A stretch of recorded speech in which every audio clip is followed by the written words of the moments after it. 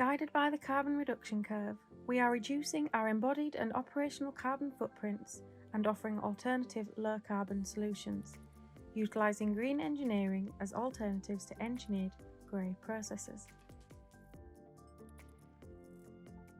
Reed beds offer a lower cost and lower carbon alternative for tertiary treatment, absorbing nutrients at the end of the process stream.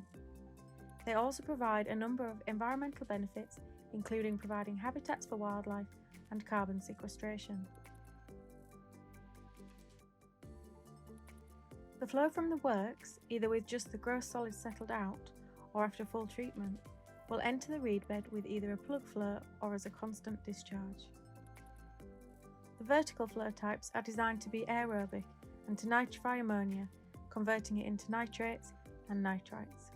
The matrix of the reed bed is made up of layers of sand and gravel which contain the nitrifying bacteria. Batches of effluent are typically dosed across the surface and percolate downwards, drawing air into the bed. The effluent is then collected by a matrix of pipes in the bottom of the reed bed to be discharged either into the next bed in the series or into a watercourse. A horizontal flow reed bed is usually anaerobic and full of water all the time. It further denitrifies the effluent as it flows from one side of the reed bed to the other.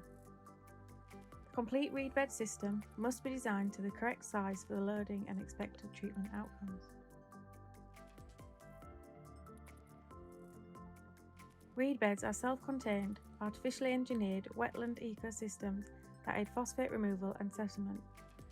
A reed bed will optimise microbiological, chemical and physical processes by transferring atmospheric oxygen to their roots. They do this to help them survive in waterlogged conditions, as it produces aerobic and anaerobic conditions in the biofilm within the substrate in the reed bed. Other contaminants, such as metals, are transformed from a toxic mobile state and fixed in the reed bed substrate by complex chemical reactions. Absorption capacity within the substrate also provides a buffer for peak or shock effluent loads.